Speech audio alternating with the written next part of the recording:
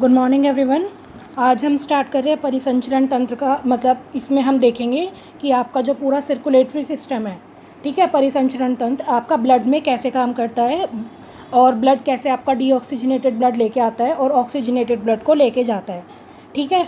तो इसमें सबसे पहले आपके जो दो मेन स्ट्रक्चर काम करते हैं, मतलब आपके रुधिर को लाने और ले जाने में जो सबसे मेन दो स्ट्रक्चर काम करते हैं वो आपके होते हैं धमनी और शिरा।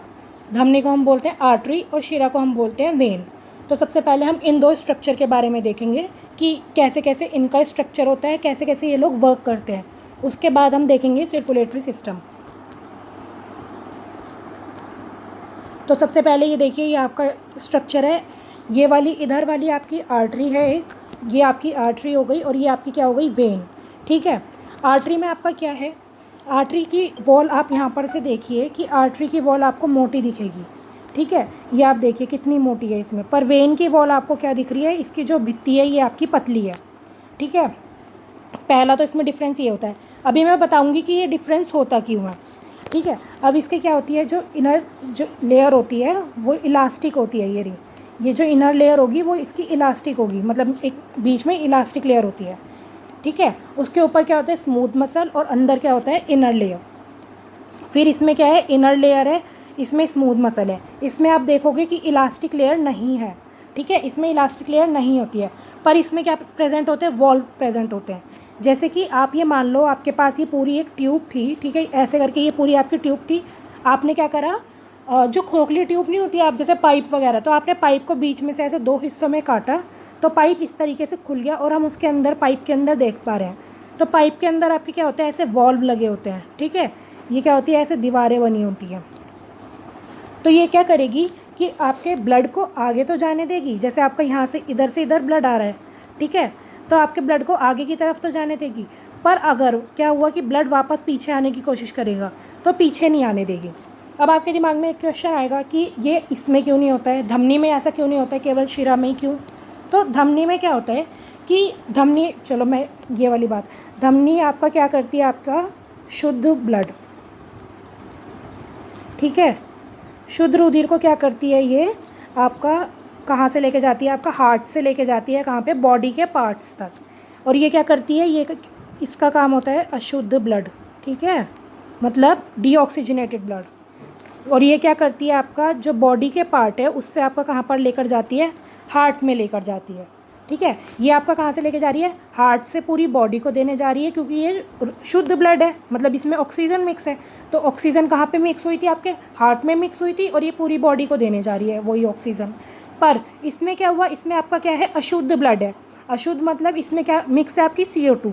तो CO2 को तो हमें बॉडी से बाहर निकालना है, तो ये क्या कर रही है, मतलब बॉडी के पूरे अंगों से क्या लेकर आ रही है, CO2 लेकर आ रही है, और कहाँ पर लेकर जा रही है, हार्ट के पास लेकर जा रही है। वहाँ पे क्या होगा कि क्या कहते हैं, अशुद्ध ब्लड को हम दे देंगे कहाँ पर, जो आपके फेफड़े होते हैं उसमें, और फिर वहाँ पे से वापस से ऑक्सीजनेटेड ब्लड होकर वो वापस आ जाएगा। अभी ये हम पूरा परिसंचरण तंत्र देखेंगे। तो अब आप देखिए, जैसे आपका क्या है, ये हार्ट से आपका कहाँ पे लेके जा रही है, बॉडी में। तो ये इसका पंप जो होता है वो बहुत तेज़ होता है, मतलब ये अधिक दाब के साथ क्या होता है, ज़्यादा बहता है। तो इसीलिए जब ये दाब के साथ बह रहा है तो इसको मोटी भित्ति की ज़रूरत पड़ेगी, ठीक है, क्योंकि ये क्या होगा, मतलब जल्दी जल्दी जब इसमें आप किसी भी पाइप में एकदम से बहुत सारा पानी छोड़ोगे तो आपने देखा होगा कि वो एकदम स्पीड से जाता है ना। तो इसमें क्या होगा कि मोटी भित्ति की ज़रूरत पड़ेगी, क्योंकि क्या हो रहा है, पानी एकदम, मतलब जो ब्लड है वो एकदम स्पीड से जा रहा है।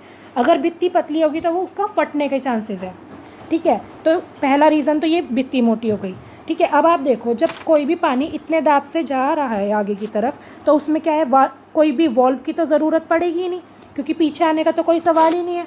जब इतना तेज़ दाब के साथ ये जा रहा है तो कोई पीछे तो आएगा नहीं रुधिर वापस से, तो इसलिए इसमें क्या होता है, आपके वॉल्व नहीं प्रेजेंट होते हैं, ठीक है। ये इसका दूसरा रीज़न था। अब हम देखेंगे जो आपकी वेन्स होती हैं, मतलब आपकी जो क्या होंगी, शिरा।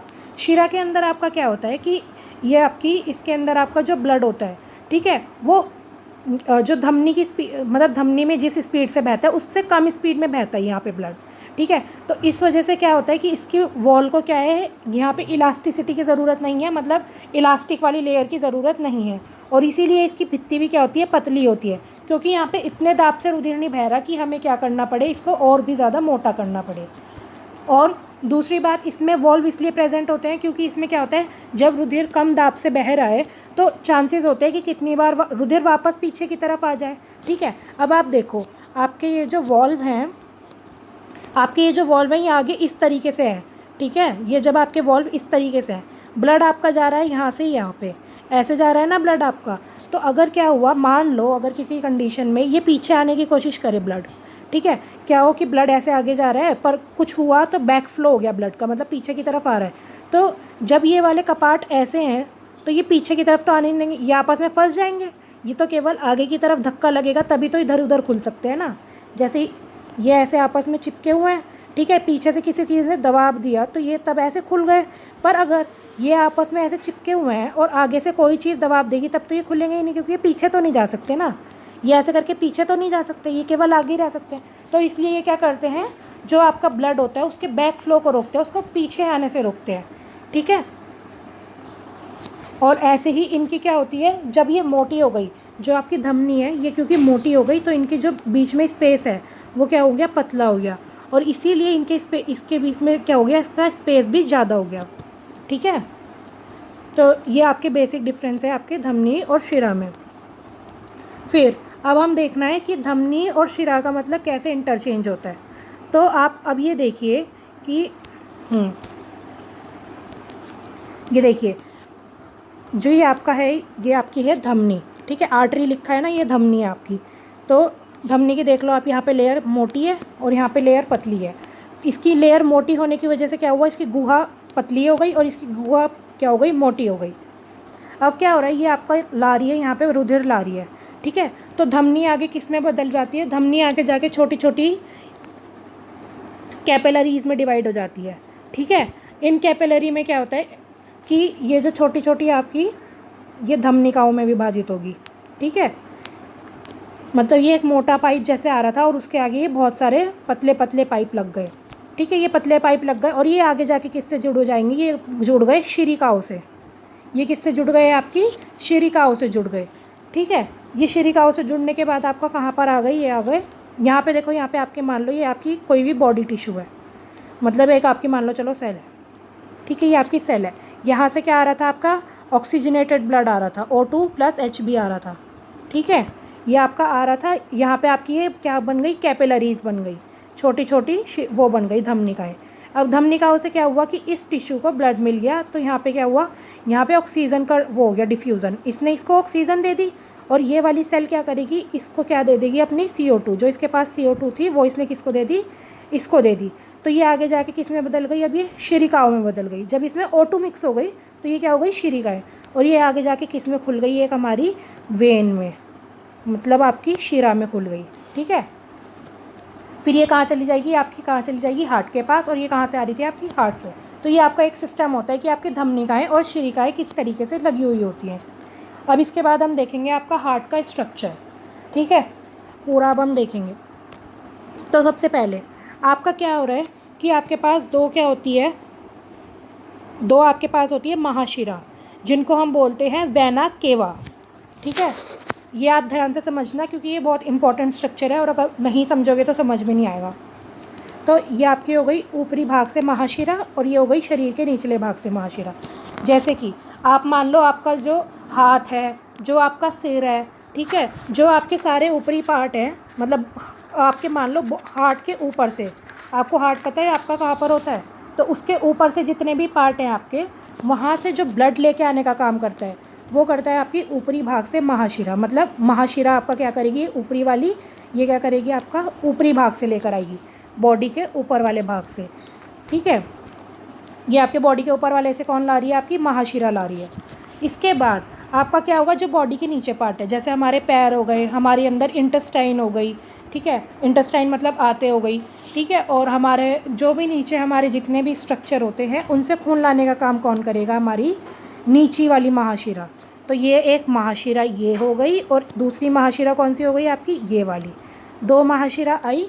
ठीक है, ये किस में खुली आपके, ये ऊपर वाला जो कैबिन है, इस कैबिन को हम क्या बोलते हैं, दाया आलिंद। ठीक है, अब आप कहोगे कि ये तो बाई तरफ दिख रहा है, पर आप इसको डायग्राम को अपनी साइड मूव करके देखो, क्योंकि हम तो अपने बॉडी के रिस्पेक्ट में पढ़ रहे हैं ना। मतलब अगर आप इसको ऐसे अपनी बॉडी की तरफ मूव करके देखोगे तो ये आपके राइट हैंड साइड की तरफ पड़ेगा, ठीक है। तो इसलिए हमने इसको क्या बोला, ये दाया आलिंद है। तो दाएं आलिंद में क्या होता है कि सबसे पहले आपका क्या हुआ, देखो ये ऊपरी भाग से जो महाशिरा थी ये यहाँ पर लेकर आई और निचले भाग से महाशिरा ये यहाँ पर लेकर आई, और ये किस में खुल गई, ये आपकी खुल गई दाएं आलिंद में। तो आपकी ये कहाँ पर आ रही थी, ये आपकी ऊपरी महाशिरा लेकर आ गई और नीचे वाली महाशिरा लेकर आ गई, कहाँ पर खुल गई, ये दाएं आलिंद में। आपके पास 2 आलिंद होते हैं और 2 निलय होते हैं, ठीक है। ये वाला पार्ट आपका क्या हो गया, आलिंद। ऐसे ही इसके सामने वाला पार्ट भी क्या हो गया, आलिंद। तो ये आपका क्या हो गया, दाया आलिंद, और दूसरा आपका क्या हो गया, बाया आलिंद। नीचे वाला क्या हो गया, पहला आपका दाया निलय और ये वाला आपका हो गया बाया निलय, ठीक है। तो ये 2 आपके क्या हो गए, आलिंद, और ये 2 क्या हो गए आपके निलय। तो ऐसे करके हमारे हार्ट में कितने चैम्बर होते हैं, 4 चैम्बर होते हैं। हमारा हार्ट कितने चैम्बर का होता है, 4 चैम्बर का होता है। ऊपर से एक महाशिरा आई, नीचे से दूसरी महाशिरा आई, और दोनों ने ब्लड लाकर कहाँ पे डाल दिया, आपका आलिंद के अंदर डाल दिया, ठीक है। इसमें आपका ब्लड आ गया सारा आलिंद के अंदर। अभी ये वाली दीवार क्या है, यहाँ पे बंद है, ये दोनों आपस में क्या है, ऐसे बंद है, ठीक है। अब क्या होगा आपका कि आपका ये आलिंद क्या करेगा, इसके अंदर संकुचन होगा, मतलब ये अपने आप को सिकोड़ेगा, ठीक है। इसके अंदर जब संकुचन हुआ तो ये सारा ब्लड कहाँ पर आ जाएगा, यहाँ पर निलय में आ जाएगा। यहाँ पर भी कपाट होते हैं, जो आपकी ये महाशिरा है इनके अंदर भी यहाँ पर कपाट लगे हुए होते हैं। तो जैसे ही ब्लड आलिंद के अंदर आया ये वाले कपाट बंद हो जाएंगे। अब आलिंद क्या करेगा, अपने आप को सिकोड़ेगा। ये आलिंद जब सिकुड़ा तो ये वाला दीवार खुल जाएगी और ये सारा कहाँ पर आ जाएगा, दाएं निलय में आ जाएगा। सारा जो आपका रुधिर था वो कहाँ पर आ गया, दाएं निलय में। अब ये सोचो आप, जब ये आपके शरीर के सारे भागों से आ रहा है ब्लड, तो ये कैसा होगा, इसमें क्या होगा, CO2 मिक्स होगा, ठीक है। तो इस ब्लड के अंदर क्या मिक्स होता है, CO2 मिक्स होता है, ठीक। अब ये CO2 वाला ब्लड कहाँ पर चला जाएगा आपका, ये आपका चला जाएगा किस में, यहाँ पर आपकी कौन सी होती है, यहाँ पर आपकी होगी, तो ये आपका पल्मोनरी शिरा से, ये आपका क्या, अब यहाँ पर जब रुधिर निलय में आ गया तो निलय से क्या होगा, पल्मोनरी शिरा से, पल्मोनरी शिरा से कहाँ पे चला जाएगा, आपके यहाँ पर 2 फेफड़ों में, ठीक है। ये कहाँ आ गया, ये अब 2 फेफड़ों में आ गया। इस फेफड़ों में आ गया आधा रुधिर, और आधा रुधिर किस फेफड़े में आ गया, इस फेफड़े में। फेफड़ों में मैंने आपको बता दिया था क्या होता है, यहाँ पे कूपिकाएँ लगी हुई होती है, और कूपिकाओं के चारों तरफ किसका जाल होता है, आपकी कैपिलरी का, ठीक है। तो इसमें क्या होगा, इसमें आपका जो मतलब CO2 वाला ब्लड है वो मतलब उससे CO2 किस में चली जाएगी, कूपिका में, और कूपिका के अंदर जो आपकी क्या है, ऑक्सीजन, वो आपकी किस में आ जाएगी, इन जो आपकी ये ब्लड वेसल है इनके अंदर आ जाएगा। फिर ये जो शुद्ध रुधिर है, अब आपका जो आपका मतलब अब आपका रुधिर के अंदर क्या हो गया, पहले तो CO2 था, अब CO2 को हमने कहाँ पर चेंज कर दिया, ये जो हमारे 2 फेफड़े थे यहाँ पर हमने CO2 को दे दिया, और हमने क्या ले लिया, यहाँ से O2 ले लिया। अब ये क्या होगा, इससे भी मतलब इस फेफड़े से भी और इस फेफड़े से भी जो ये O2 वाला रुधिर है, O2 + Hb जो है, ये क्या होगा, ये यहाँ पे जो आपकी ये धमनियाँ हैं इनसे क्या होगा कि ये इधर आएगा, जो आपकी ये फुसफुस शिराएँ हैं इनसे क्या होगा, ये इधर आएगा, ठीक है। आपकी पल्मोनरी धमनी को बोलते हैं, क्या बोलते हैं कि पल्मोनरी धमनी को हमने क्या बोला, फुफ्फुस धमनी, और पल्मोनरी शिरा को हमने क्या बोला, फुफ्फुस धीराएँ, ठीक है। तो ये अब किसके अंदर आ गया आपका, ये यहाँ पर आ गया, किसके अंदर, आपके बाएं आलिंद के अंदर। बाएं आलिंद के अंदर अब आपका क्या है, Hb + O2, मतलब आपका हीमोग्लोबिन वाला, ऑक्सीजन वाला मतलब ब्लड है आपका। इसके बाद अब ये कहाँ पर जाएगा, बाएं निलय में जाएगा, ठीक है। वापस से क्या होगा, इसमें संकुचन होगा और क्या हो गया, ये बाएं निलय के अंदर चला गया, ठीक है। अब ये रुधिर सारा किस में आ गया, बाएं निलय के अंदर आ गया, और बाएं निलय से आपको ये दिख रहा होगा ये वाला रास्ता। तो जब अब निलय में संकुचन होगा तो निलय में संकुचन के बाद ये महाधमनी में जाएगा, और महाधमनी क्या करेगी, आधे रुधिर को ऊपर के वाले पार्ट में और आधे रुधिर को नीचे वाले पार्ट में क्या करेगी, भेज देगी, जिससे कि पूरी बॉडी को वापस से ऑक्सीजन प्राप्त हो सके। अब आप देखो, जो आपका इतना पार्ट है, ठीक है, ये वाला इधर वाला आधा पार्ट क्या है, ये आपका क्या करता है, CO2 वाला ब्लड को कैरी करता है, ठीक है। यहाँ पे हमने देखा था कि यहाँ पे CO2 वाला ब्लड आया था, फिर इसमें आया था, और फिर ये क्या गया था, हमारा फेफड़ों के पास गया था। तो ये वाला पार्ट आपका क्या करता है, CO2 वाला ब्लड कैरी करता है, और आपका जो ये दूसरी साइड वाला पार्ट है, ये वाला जो पार्ट है आपका, ये क्या करता है, ऑक्सीजन वाला ब्लड कैरी करता है। मतलब इस वाले ब्लड के अंदर क्या है, आपकी ऑक्सीजन प्रेजेंट है। तो अब आपने जैसे देखा होगा कि ये वाला आपका क्या करता है, ये वाला आपका पार्ट क्या करता है, CO2 को कैरी करता है, और दूसरी साइड वाला पार्ट क्या करता है, आपका ऑक्सीजन को कैरी करता है। ठीक है। अब आप इसमें एक चीज़ और है आपका, जो आपका यहाँ मैंने आपको बताया था कि आपका धमनी में क्या होता है, धमनी में आपका ऑक्सीजन वाला ब्लड होता है, ठीक है, मतलब साफ रुधिर होता है, और शिरा में आपका क्या होता है, CO2 वाला ब्लड होता है।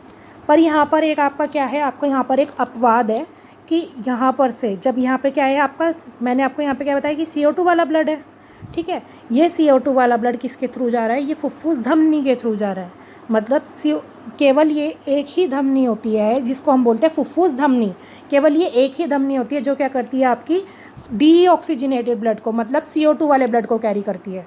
ठीक है, ये धमनी है पर फिर भी ये क्या करेगी, CO2 वाले ब्लड को लेकर जा रही है। तो ये यहाँ से किस में लेकर जाती है, फेफड़ों में। ये फेफड़ों में क्या ले गई, आपके CO2 वाला ब्लड। कौन लेकर गई, धमनी। ठीक है। अब आपके जो फेफड़ों में ऑक्सीजन वाला ब्लड था, जो आपके यहाँ पे फेफड़ों में क्या था, ऑक्सीजन वाला ब्लड था, तो ऑक्सीजन वाला ब्लड कौन लेकर आती है, आपकी धमनी लेकर आती है। पर ये शरीर से कौन लेकर आता है, शिरा, फुफ्फुस शिरा लेकर आती है। ठीक है, ये आपके दो केवल यहाँ पर है कि आपका ये फुफ्फुस धमनी जो है ये क्या करती है, ये CO2 वाले रुधिर को कैरी करती है, और ये फुफ्फुस शिरा क्या करती है, ये ऑक्सीजन वाले रुधिर को कैरी करती है। नॉर्मली क्या होता है कि जो हमारी धमनी होती है वो हमारा ऑक्सीजन वाला ब्लड लेती है, पर फुफ्फुस धमनी क्या होती है, ये CO2 वाले ब्लड को क्या करती है, हृदय से लेकर जाती है, कहाँ पर, आपके फेफड़ों में। और नॉर्मली आपका शिरा क्या करती है, CO2 वाला ब्लड कैरी करती है, पर आपका क्या हुआ, जो आपकी फुफ्फुस शिरा है ये आपका क्या करेगी, ऑक्सीजन वाला ब्लड लेकर कहाँ पर आएगी, आपके यहाँ पर बाह्यलिंद में। ठीक है, ये दो आपके अपवाद थे। ये मतलब ये नॉर्मली पूछा जाता है क्वेश्चन कि फुफ्फुस धमनी और फुफ्फुस शिरा मतलब इन कौन सा रुधिर कैरी करती हैं, तो इनका हमेशा उल्टा होगा। धमनी क्या करेगी, आपका CO2 वाला ब्लड कैरी करेगी फुफ्फुस वाली, और फुफ्फुस शिरा आपका क्या करेगी, आपका ऑक्सीजन वाला ब्लड कैरी करेगी। ये अपवाद है, ये आपको याद रखना है। तो एक बार हम फटाफट से देख लेते हैं कि देखो, सबसे पहले आपका ब्लड क्या आया था, ऊपर वाले पार्ट से यहाँ पर आया, नीचे वाले बॉडी के पार्ट से यहाँ पर आया। ठीक है, ये सारा यहाँ पे इकट्ठा हो गया, ये वाली दोनों वॉल्व बंद हो गए। यहाँ पर अब क्या हुआ, यहाँ पर अब ये इनमें संकुचन हुआ, ये वाला वॉल्व खुलकर ये यहाँ पर आ गया सारा ब्लड। यहाँ पर ब्लड आने के बाद अब आपका ब्लड क्या हुआ कि ये आपकी फुफ्फुस धमनियों के द्वारा कहाँ चला गया, एक इस फेफड़े में चला गया और आधा इस फेफड़े में चला गया। यहाँ पर आपका क्या होगा, आपका ये जो आपकी कूपिकाएँ हैं, तो इनसे ब्लड आपका मतलब डीऑक्सीजनेटेड ब्लड क्या होगा, ऑक्सीजनेटेड ब्लड बनेगा, और वापस से क्या होगा, ये फुफ्फुस शिराओं के थ्रू कहाँ पर आ जाएगा, इधर से भी और इधर से भी। किस में आ गया, ये बाह्यलिंद में आ गया। बाह्यलिंद में अब क्या होगा, यहाँ पे दीवार, ये यहाँ पे वॉल्व बंद हो जाएंगे इनके, और यहाँ पे क्या होगा, ये संकुचन होगा वापस से इसके अंदर। संकुचन होने के बाद ये सारा ब्लड कहाँ पर आ जाएगा, नीचे की तरफ आ जाएगा। जब इसमें सारा ब्लड आपका आ गया तो अब क्या होगा, आपकी जो ये सारा ब्लड में इस फिर वापस से इसमें संकुचन होगा, निलय में संकुचन होगा, ये वाला वॉल्व बंद हो जाएगा और ये सारा इसमें चला जाएगा ब्लड, जिससे कि ये महाधमनी के थ्रू आधा ऊपर पार्ट में और आधा नीचे पार्ट में चला जाएगा। तो ये था आपका नॉर्मल कि आपका एक परिसंचरण तंत्र कैसे काम करता है। तो आप लोग इसको समझिएगा। Thank you.